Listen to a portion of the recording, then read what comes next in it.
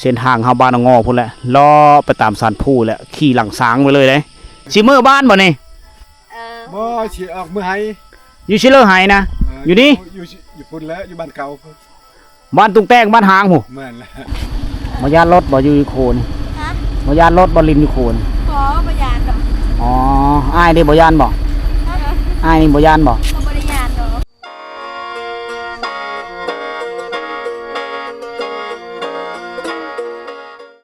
สบายดีทุกคนสบายดีบรรยากาศยามเช้าๆเด้อทุกคนเด้อ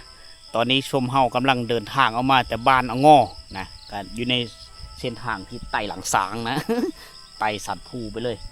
เส้นทางตัวนี้จะมุ่งหน้าไปสู่บ้านตุงแตงใหม่นะแต่ว่าอยู่ในระหว่างกลางทางชมเฮาจอดพักผ่อนจากรถเห็นธรรมชาติงามทุกคนก็เลยเอามาฝะก่อนที่เดินทางไปพ่อแม่พี่น้องเขามารับชมบรรยากาศอันนี้คือเถกโซนเขาเจ้าเด้อชาวบ้านนี่มาถางไห้ในปีก่อนๆเขาจะปลุกตู้ปลุกเถงหน้าไว้ปลุกเถงไว้อยู่นี่เพื่อเอาเข้าไว้นะแล้วก็เขาเจ้าก็ปลุกมนัดมาเน่ไว้อยู่นี่อยู่ลุมนี่จะมีไห้ชาวบ้านทุกคนปีนี้แหละไห้ปีนี้แหละกำลังซักเข้าแล้วซักเข้าแล้วนี่เขาจะกำลังเสียหญ้าเดี๋ยวนี้เสียหญ้าซับพูนไห้ทุกคนสันภูนี่จะไต่พูเลยเส้นทางเข้าบ้านงอพูนแหละล้อไปตามสันภูแหละขี่หลังสางไปเลยเลยแล้วก็ลงไปได้เลยพูฮอดอันบ่อนพูนแหละเห็นก้อนเมฆขาวๆพอแล้วลงไปท่านจะเป็นบ้านงอหมู่บ้านเขตนี้ทุกคนเลยสันผู้นี่หน่วยผู้อ้อมหอบเลยจนนั้นขั้นว่าจนมีทางไปนะจักสิไปทางเลื่อนธรรมศาสตร์งามลายอันนี้สายผู้นี่จะติดจอดกับพูละเมืองดักจึงแขวงเสือกองหมดเลยทุกคนนะเป็นขอบเขตของแขวงสารวัตรลาวไตชาวบ้านก็เฮ็ดไห้เฮ็ดโซนนี่ลุมนี่แหละแต่ค่อยกับไม่ได้พาลงไปค่อนลุมเนาะเอาธรรมศาสตร์งามๆมาฝากพี่ๆน้องๆเธอได้รับชมบรรยากาศฟิลๆในย่ำตอนเช้าๆนะเวลาตอนนี้ก็7 โมงทุกคนนะ7 โมงเช้าพวกเราเอามาแต่บ้านงออันนี้แหละความสุขของการเดินทางทุกคนเลยพวกเราไปชิเลอร์ก็ได้เอามาฝากให้พี่ๆน้องๆเขาได้รับชมผู้เลือเฮ็ดเวอยู่ห้องแอร์ผ่อนคลายเครียดนะก็สามารถเข้ามาติดตามมาชมผู้เลือเยอะเบิ้งธรรมศาสตร์งามๆอันนี้เขตเมืองตะโอยยังอยู่เขตตะโอยนะเมื่อนี้พวกเราสีได้เดินทางไปพูดแล้วเฮาไปเมืองสมุยทุกคนเมืองสมุยเป็นอีกเมืองหนึ่งของเมืองผู้ดอยของแขวงสารวัตรนะพูดแล้วพวกเฮาสิไปเลยมีหัวเฮาสิไปฮอดเลยเป้าหมายคือพูดแล้วชายแดนเวียดนามไปได้ทุกคนเลยชายแดนละไล่พูดละนะเฮาสิไปเลยไปเพราะว่ามีท่านที่เคยไปคือเมืองสมุยครั้งนี้เฮาสิได้เดินทางไปคำเชื่อนอนนะฮะทุกคนโซนชาวบ้านเขาอันนี้จะเป็นโซนมันต้นนะอันนั้นจะเป็นหมู่บ้านอดอนที่เฮาค่อยเห็นหลังคาเฮือนเป็นบ้านอดอนบ้านอดอนเมืองตะโอยแขวงสารวัตรนี่แหละติดกับบ้านอดอนก็จะมีบ้านตุงแตงไม้นะที่เขาเจ้าย้ายออกมาแต่บ้านเก่าตั้งคุณโอ้โหเฉพาะเขาจะมาเฮ็ดโซนอยู่นี่เฮ็ดไฮเฮ็ดโซนอยู่นี่ธรรมชาติมันโอเคทุกคนนะอันนี้จะเป็นต้นยางโบงนี่ต้นยางโบงอยู่นี่เขาเจ้าตัดขายแล้วล่ะนี่อันนี้มันต้นมาประจำอยู่นี่เลยที่สาบานเนี่ยโอ้โหธรรมชาติโคตรงามเลยอันนี้น่าจะเป็นหญ้าที่เขาเจ้าปุเลี้ยงงูเลี้ยงควายเลี้ยงแบนะเวลาเมื่อเริ่มมีหญ้าแล้วก็เอางูควายกินมันจะตุ้ยมันจะพี่โอ้นี่ต้นยางโบเขาเจ้าตัดขายแล้วมันก็เริ่มโป่งมาใหม่อีก5 ปีนี่ก็ได้ขายต่อโอ้อันนี้เล้าเข้าบ่เขาเจ้าอยู่นี่เลยนะสบายดีโอ้อยู่พี่เลยเนาะหักกระมากินนี่อ๋อจะอยู่บ้านเลยบ้านเอางอบ่อยู่บ้านเก่าพุ่นบ้านตุงแตงบ่แม่นแหละอ๋ออันนี้เทงนี่เฮ็ดประจำอยู่นี่เลยอันนี้เฮ็ดแต่เฮิงแล้วเฮ็ดไว้เฮ็ดไว้เนาะว่าสิประจำเป็นพื้นฐานหากมันบ่มีน้ำโอ้น้ำนี่เอามาแต่เชื่อเลยน้ำนี่น้ำฝนนี่ตรงใส่กระฟุยอ๋อเพิ่นโต่งเสื้อกระฟุยไว้ของน้ำฝนโอ้เทงนี่เฮ็ดไว้หลายฟ้าหลายปีเนาะปุอย่างโบงในมือก่อนเนาะปุอย่างโบงแล้วก็เอาเลยเด้ชุดหนึ่งเลยอ๋อขายแล้วอันนี้นอมันโป่งมาไหมเนี่ยไว้ขายต่ออีนี่อ๋อหลายปีแล้วเช็คชิได้ตัวนี้ว้าววิวงามเนาะเถียงหน้าเจ้าเนาะธรรมชาติโอ้คักเลยค่อยสะอ่อนค่อยมักเลยชิเมอร์บ้านบ่นี่บ่สิออกมือไห้อยู่ชิเลอร์ไห้นะอยู่นี่อยู่พุ่นแล้วอยู่บ้านเก่าบ้านตุงแตงบ้านหางหูแม่นแล้ว อ๋อ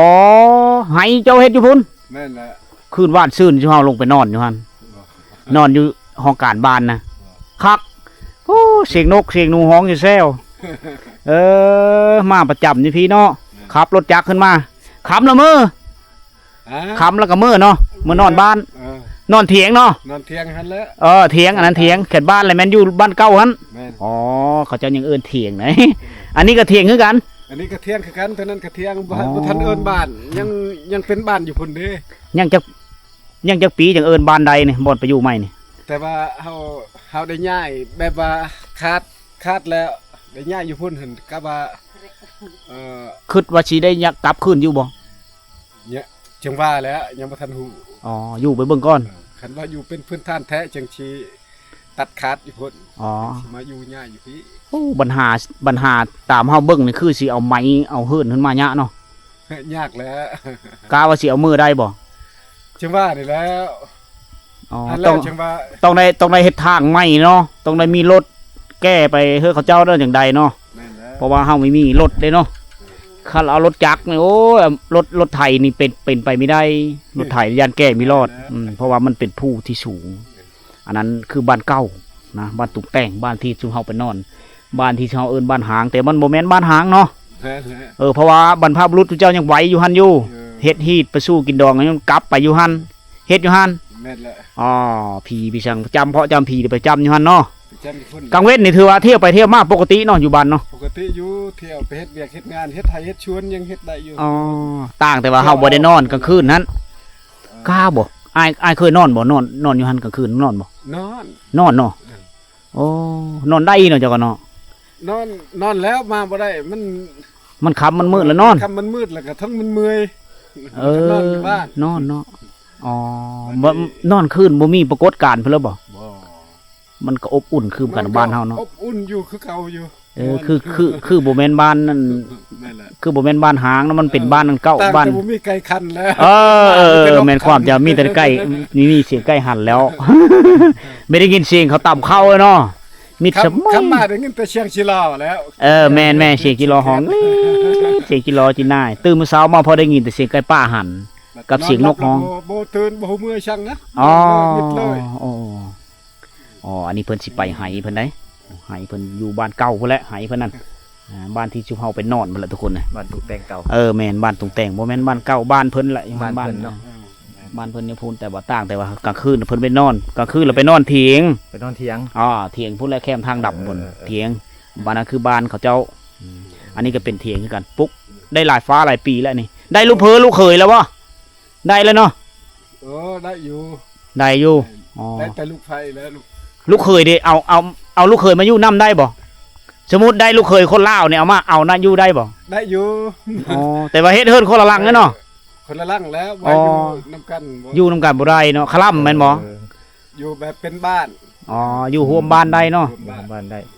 โอ้สู้น้ำกันอยู่เฮือนน้ำกันเฮ็ดโคตรเฮ็ดกินเฮ็ดแต่งกินเฮาบ่เท่ากินนะอยู่น้ำกัน คักเนาะมีลูกสาว5คนในมือเฮือนผูบ่ได้ไปลงไหเนาะ เออ ปุ๊กกุ้ยพี่เลิศนั่นอาหารบ่ข้าว เขา อ๋อของเขาบางเธอก็นอนอยู่พี่ก็มีเนาะ คันว่าฝนตกฝนลิ้นน่ะก็นอนเลยอยู่พี่ เฮาสอน นอนอยู่บ้านพัดยานน้ำมันเจือนเด้ดินมันเจือน ยามฝนตกเดือน9เดือน10ต้องในมื้อนอนอยู่พี่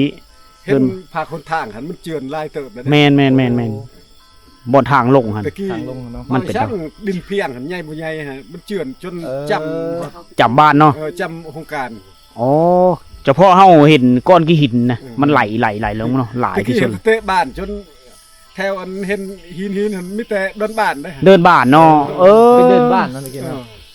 แล้วน้ำเฉาะหมดเลย อ๋อ จะว่าพากันใหญ่ย้อนยานเท่านั้น ยานขี้หินตกลงมาก็พอแห้งยานผู้เจินทับเนาะ ยานมันเจือนแต่ทางลงมานะ โอ้ดีแล้วย้ายเอาไป ดีแล้วเนาะ มาอยู่บ้านใหม่ก็คักแล้วมันเคลมทางแน่ไปเถียงหน้านี่ก็คัก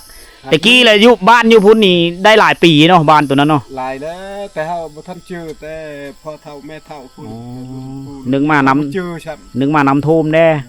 น้ำเคยท่วมเนาะ ฮักตะกี้เห็นบ่ชูท่วมปานใดเด้ โอ้ ว่าวังเดือนใดเด้น้ำท่วม อืม นั่นปีใดเด้ ชุดถ่าย ป่ะปี2020นี่คือว่าสุดล่าสุดแหละน้ำท่วมนะอันนี้คือประวัติความเป็นมาที่เขาเอิ้นว่าบ้านหางแต่มีเมียนบ้านหางนะเขาเจ้ายังใสอยู่ได้ยังไปนอนไปใช้ชีวิตอยู่หั่นแหละไปทางให้ทางโซนก็นอนอยู่พุ่น ฮิตคองยัง เฮ็ดของประเภทนี้จังเฮ็ดอยู่พุ่นมันบ่แม่นบ้านหางเด้อพ่อแม่พี่น้องเด้อ ยังเป็นบ้านเกิดเมืองนอนเขาเจ้าแบบดั้งเดิมแหละต่างแต่ว่าไปนอนอยู่เถียงนาซื่อบ่อนอยู่ใหม่เขาเอิ้นว่าเถียงนานี่เบิ่งสวนชาวบ้านสวนเขาเจ้านี่สวนผักสวนนี้มันต้นนี่ขายได้จักเธอเลยนี่มันต้นนี่ เธอเดียวนะ ขายเธอเดียวนี่ปุ๊รอบ2บ่นี่ รอบช่องถ้า อ๋อ บ่ได้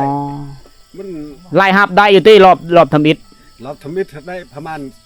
เช้า 20ล้านเนาะ เช้าล้าน อ๋อ20ล้านกีบ20ล้านขาย อันนี้ ได้โลเท่าเลย ได้โลช่องพันว่า 2,000ตะกี้เนาะปีไก่เนาะปีนี้ลุบได้ปีนี้ ลุบ อ๋อ ปีนี้ ปี เรา นี้ ไม่ได้ลกช้ำฮะ ป้าไว้ก่อน ป้าไว้ ราคามันขึ้นก่อนอย่างลบจำเป็นอันนี้แหละเฮาปุมันต้นผลราคามันลง ปีมันราคามันขึ้นก็คือว่าได้พอได้เก็บได้เนาะพอได้ใช้ได้จ่ายพอได้ซื้อข้าวกินเฮ็ดไห้เนาะอาชีพเนาะ เฮ็ดให้ อ๋อแต่ละปีกุ้มกินเนาะ พอวังสิว่าคุ้มก็บ่คุ้มนะ อ๋อพลเมืองจะคน แต่เดือน6เดือน7นี่แหละ อ๋อฮอดเดือน6เดือน7นี่ถือว่าเบิดเนาะได้ซื้อบัดนี้ ซื้อเลย อ๋อพลเมืองจะคนอยู่เฮิน 8 คน 8 คนอ๋อก็พอดีเนาะฮอดเดือน6เดือน7ก็เบิดเนาะไล่ฮับมันก็พอดี คือว่าแล้วเฮ็ดหลายเพราะแห้งงานเฮาไม่มีเนาะส่วนหลายก็พอกับแม่ลูกไผกับลูกชายเนาะได้ลูกไผจะคนมาอยู่นำ ผู้เดียว ผู้เดียวอ๋อผู้อันนั้นคือเพิ่นเป็นได้ลูกเพอมาแล้วก็คือมีผู้เป็นแม่นี่ก็ภาระก็ผ่อนคลายลงผู้เลยมีลูกเพอนี่ก็คือแม่นี่เฮ็ดเวะตอนเฒ่าแม่นบ่อ๋อเฒ่าก็ได้เฮ็ดเวะเฒ่าได้ต่ำเข้าไว้เนาะ แล้วนี่ก็บ่ได้ลูกไผนี่ขมั่งไงเนาะก็ยังโชคดีอยู่ได้ลูกไผผู้หนึงขอบเจอหลายๆเด้อพอเด้อ ได้ เอาเดินทางปลอดภัยลงไปบ้านไปหายไปสวนเฮาก็ยังสิลงไปบ้านตุงแต้งเก่าแหละนี่อันนี้คือที่พักผ้าอาศัยของเขาเจ้าทุกคนพอเพิ่นปลุกเถียงไว้ได้หลายฟ้าหลายปีและเพื่อนเป็นโซนบ่อนอยู่เป็นประจำของเขาเจ้านะอันนี้จะบ่อนเฮ็ดเฮิรนบ่อนดังไฟบ่อนแต่งอยู่โคกินเขาเจ้าแหละก็ชื่อว่าเป็นเฮิรนอีหลังนึงเป็นบ้านหลังที่2ของเขานะบ้านหลังที่3นะบ้านหลังที่2นี่คือผู้แลแคมทางทุกคนแคมทางดำเส้นทางเชื่อมต่อกับเมืองสมุยนะบ้านหลังแรกของเขาคือบ้านตุงแตงบ้านหางที่ชุมเฮาไปนอนนั้นอันนี้ก็เป็นบ้านหลังที่3ของเขาแล้วเพราะว่าอยู่ในช่วงเวลาที่เดือน9เดือน10น่ะเขาเจ้ามานอนอยู่พี่ฝนตกเขาเจ้าจะไม่ได้ลงไปนอนอยู่บ้านตุงแตงเก่าฮั่นเพราะว่าลงไปฮั่นแล้วมันนั่นเขาญาติขี้หินดันญาติผู้เจิ้นทับเพิ่นก็มีลูกเพอลูกเคยเรียบร้อยนี่ดังฟืนดังไฟนี่กระปุกาแฟน้ำกาแฟนี่ก็เป็นกาแฟชนิดหนึ่งที่เขาเจ้านิยมปลูกอยู่ในของเขตนี้เพราะว่าฮอดช่วงเดือน12เดือน11เดือน12ไปอากาศที่นี้มันจะหนาวนะนี่เครื่องปลูกของฟังของเขาเจ้านี่สัมบ้านและทุกคนมาอยู่นี่ก็มีความสุขดีเขาเจ้าอยู่แบบสบายๆมีหูไม่ต้องแข่งขันกับยุคเศรษฐกิจนี่มะม่วงกับปุ๊เป็นนกมะดกมันดกนี่มะม่วงต้นบ้านเฮาเอิ้นนี่อยากโบกก็ตัดขายแล้วทุกคนนี่ต้นมะอันนี้ก็ต้นมะงี้มะมีนี่ต้นมะมีกาแฟอุดมสมบูรณ์ดีสะอ่อนมาเห็นแล้วก็ติดเจอค่อยนี้มักมาเที่ยวแบบนี้ได้มาอยู่ในสภาพมาในเขตท้องถิ่นเขตผู้ดอยเขตชนบทของบรรดาเมืองเนาะต่างๆนกตัวอย่างก็คือเมืองตะโอยเมืองสะโมยบ่กัดเซโปนเฮาก็จะเป็นวิละเซโปนนะอันนี้ก็เป็นดอกอันนี้ก็เป็นต้นผักเน่าอี5 ปีต่อหน้าเขาจะได้ขายต่อได้ตัวนี้ได้นี่เพิ่นก็อนุรักษ์ไว้รักษาไว้คือหญ้าค่าเบิ่งเธอเบิ่งก็เอาไปมุ่งตูบมุ่งเพื่อเลยเอาวิว1,000 ล้านมาฝากพ่อแม่พี่น้องเฮาอยู่นี่โอ้โหเสียงดังกุ๊กกุ๊กเสียงนกเสียงหนูมานี่ยังได้ยินเสียงฮ้องของบรรดานกต่างๆมันคือกลิ่นอายของชนบทปีนี้เพิ่นไม่ได้ลกมันเลยนี่ลกมันเพิ่นยังค้างเพราะว่าราคามันกับบางม่อนกับนี่ฮอด1,000 กีบทำได้นะอีกตามเศรษฐกิจบ้านเมืองคู่มือนี่ทุกคนปูสอนธรรมศาสตร์เอาไหเพิ่นก็กว้างเติบแต่ว่าเพิ่นก็เอารถฟอร์ดจ้างรถฟอร์ดรถเพื่อมาดุดมาไถเลยเนื้อที่ผู้ต่างๆกลายเป็นเนื้อที่ทำการผลิตของชาวบ้านโดยเฉพาะกับพี่น้องเผ่าปะโกะอยู่ของเขตนี้แหละเพิ่นก็ตั้งบ้านเฮินล้อเรียบไปตามเปิ้นผู้ตามผู้เพียงแห่งนี้แหละ ส้นทางที่เจ้าเฮาไปพุ่นกับพุ่นแหละทุกคนเลยยิ่งยาวพุ่นแหละขึ้นผู้เนาะห้ามผู้เนาะนี้ไปนะแต่ว่าเส้นก็โชคดีแต่เป็นเส้นทางอย่างเส้นทางเส้นนี้นี่สายที่เฮาไปนี่มันเป็นเส้นทางที่รถบรรทุกขนส่งเอาระหว่างลาวกับเวียดนามนะเขาเจ้าสุหลายเขาทางด้านละไล่นะก็โค้งไปซื้อเมืองนอกซื้อโป่นพุ่นละนะรถเป้าเขาเมื่อทางนี้คำว่ารถบรรทุกนักแล้วเขาเมื่อทางพุ่นนะอันนี้คือเรื่องเล่าในการเดินทางทุกคนเอามาฝากพ่อแม่พี่น้องเฮาเพื่อได้รับชมนำกันอยู่ทางบ้านพุ่นละอันนี้คือผักเนาะถ้าว่ามาเลยมีนกินเนี่ยชาวบ้านก็สามารถมันลกเอาผักเนาะก็เป็นเมนูเป็นอาหารได้แล้วกินไปในแต่ละมื้อไปเลยไปหน้าเลยเนาะเมื่อเฮือนเนาะเมื่อบ้านเมื่อเรามาเจอเมื่อนี่อยู่นี่แหละเพิ่นปะรถจักรมื้อแรงเพิ่นยังสิขึ้นมาเอาอ๋อมะม่วงลงไปกินเนาะเอามะม่วงพร้อมมะม่วงอีมาเท่าไรโยนในหยีคุยบ่กันนะส่วนไรประเพณีของชนเผ่าเฮานะคนแต่ผู้หญิงกับผู้เกี่ยวกับผาจะมีได้เนาะผู้ชายกับยางผู้ชายยางชื่อเนาะผู้หญิงอ๋องผู้ชายยางอ๋ออันนี้คือวัฒนธรรมของเขาไหนวัฒนธรรมของเผ่าส่วนเผ่าในนี้ได้ผู้หญิงอ๋องผู้ชายยางเนาะพอเนาะโอ้กระเป๋าทุกวันตายกระเป๋าเพิ่นเลยนี่ลืมแล้วลืมกระเป๋าแล้วอ๋อลืมกระเป๋าเงินเนาะอันนี้เราเอาเข้าไว้บ่ดอกชะรอหมอแงะย่อมดแล้วเนาะมดนี่แปลว่าแงะบ่แงะแงะแงะนี่มดไอ้หมอกังไปมดมดเอิ้นเจ้าเอิ้นแงะเนาะแงะนี่เบิดเข้าเบิดแล้วแงะแล้วเพิ่นใส่เกือบแบบพี่เนาะเกือบทหารเวียดนามเนาะจะถือเกือบเนาะไปป้าได้สบายได้มันบ่มืนเนาะอันนี้คือการดำรงชีวิตที่แท้จริงในแต่ละมือเขาเจ้าเกือบที่ตัวเริ่มมันสะดวกสบายเขาเจ้าจะหามาใส่นะการไปการมาเขาเจ้าก็คือว่าและการขนส่งอุปกรณ์เขาเจ้าจะอองเสื้อกับผ้านะอองเสื้อกับผ้าเพราะว่ามันสะดวกสบายในการย่างไปตามป่านะตามภูเขาถนนหนทางที่สุดท้ายมันก็เป็นถนนทางผู้มันเวลาฝนตกมันจะมืนอัดไว้น้ำมักจับอย่างดีอันนี้กระทางไปโซนเขาบ่นี่แม่นบ่อันนี้ได้นั่นได้เหรออีปกนั่นได้เหรอมันเราตั้งตาลอยว่ากุ้งไปตึงเราตั้งตะกุดีทางอาเวทเซ็ตบาทนี่มือเข้าใจตึ๊บมือบ้านทางมือบ้านอันนี้ทางไปโซนมันต้นมือเห็ดไทยทางมือบ้านนี้ทางมือบ้านไปเห็ดตึกอยู่ไห่เห็ดไห่โอ้จะชิมเมื่อพูดลงไปพูดแล้วไปเห็ดไห่เราอยู่บ้านคนบ้านเฮาไปนอนคนบ้านตุงแตงคนบ้านตุงแตงบ้านเก่าเฮาแต่เพิ่นแล้วเป็นบ้านเพิ่นเองมันเป็นบ้านเก่าช่วงเฮาแล้วมันว่าบ้านเก่าเพราะว่าเขาไปอยู่เถียงแล้วเป็นบ่อนไม้ของเขาเจ้าสองกับสาวนะจะเบาเจ้าสาวไปนอนฮะจะไปแก้หีดบ่นี่จะเป็นคอคอตัวไปแก้หีดสิไปบ้านเก่าวันนี้น่าจะขึ้นไม่ออกมาแต่บ้านแก้หีดขึ้นเลยเป็นเสียงเก่าขนาดนั้นจำเนาะมาจำผีจำผีนะเอายังจำเอาแบกกับมูนะมื้อนี้ไหนจะค้นไปหลายบ่ไม่ถืออันนั้นคือน้องเขาเองไม่ถึงเอาน้องโอ้เก่งหน่อยล่ะเนาะโอ้เต็มแห้งเลย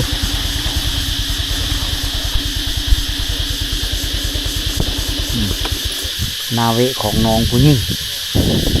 เขาเจ้าจะซอยเวครอบโคได้หลายนะกว่าเด็กน้อยเฮาเล่าเขาเพราะว่า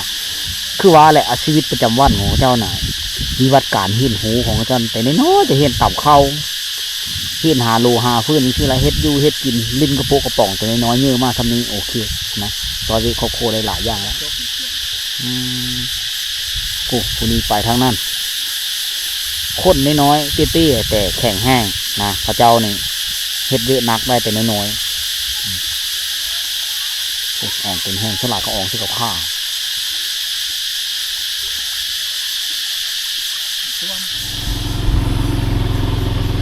อ่องตะไห้บ่โอ้ลึกความอดทนสูงนะ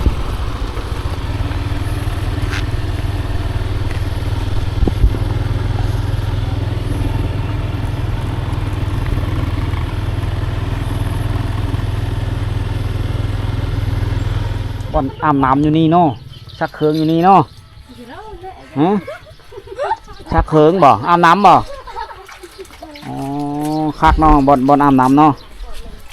มาชักเคืองอยู่นี่เบิดบ้านใส่น้ำอยู่นี่บ่ละฮะเบิ่งคอยสิสูบให้เอาไปแล้ว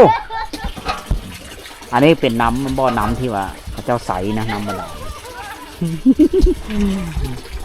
เอาเครื่องของมาซักอยู่นี่เฮ็ดโหออมไว้เรียบร้อยได้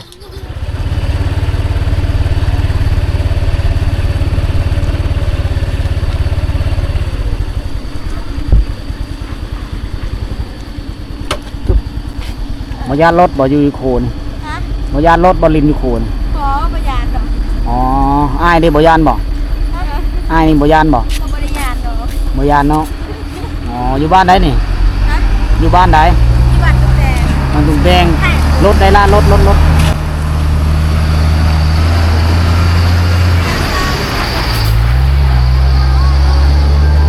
โอ้โหฝนยุดๆเป็นตะยามันหักแท้โอ้ ก็พักนะ อ๋ออยู่ทางเลยเหินนะเหินจะอยู่ทางไหนไปลินเหินปะ ฮะ มือลินเหินจะปะ ไปดินกันไปเจ้าอายเอ้ย ฮะเจ้าก็อาบน้ำนี่ท่านบอกคืนว่าวันชื่นอาบเพื่อนบ่ได้อาบเนาะ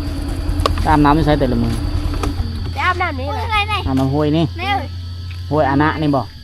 แมนแม่ อ๋อ3 คนวันนี้บ่ได้ไปไฮมื้อนี้เนาะ บ่ได้ไปให้ พักผ่อนแล้วน้ำไฮนะ แล้ว อ๋อน้ำไฮแล้ว ไป เนาะ เอ้ยเดี๋ยวให้กระดาษให้ ขอถามซื้อได้ซื้อนั่นเลย ซื้อสา สาวสาอ๋ออายุจะปีแล้วเนี่ย 8 18โอ้เต็มสาวแล้วเนาะ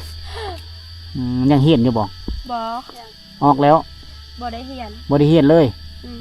ป .1 ก็บ่ได้เฮียนครับ แม่ อ๋อโอ้มื้อนี้พักผ่อนอยู่เฮือนแล้วแต่งตัวงามเนาะซับเนาะมื้อนี้เนาะ บ่งามดอก งามนะอ้ายเบิ่งบ่งามนะอ๋อต้องมีแต่ผู้ปูรูไปลอยเอาคือปิ้นหลังถ่ายรูปนะปิ้นหน้าชื่ออะไรไหมผู้นี้สาวสาผู้ถ่ายรูปนี่ซื้อนั่นเลย ซ้าย ฮะ ซ้าย ใช่ อืม สาใช่เอาน้องสาวจะบอก แม่น โอ้น้องสาวก็งามเนาะ ดาวตัวดาว ผู้นั้นเด้มือกล้องนั่น นั่นวะ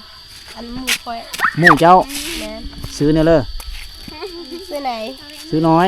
ไหน อ๋อไหนโอ้มีคนมาล่มหรือบ่นี่ บ่มี บ่มีเลย เออ อ๋อไป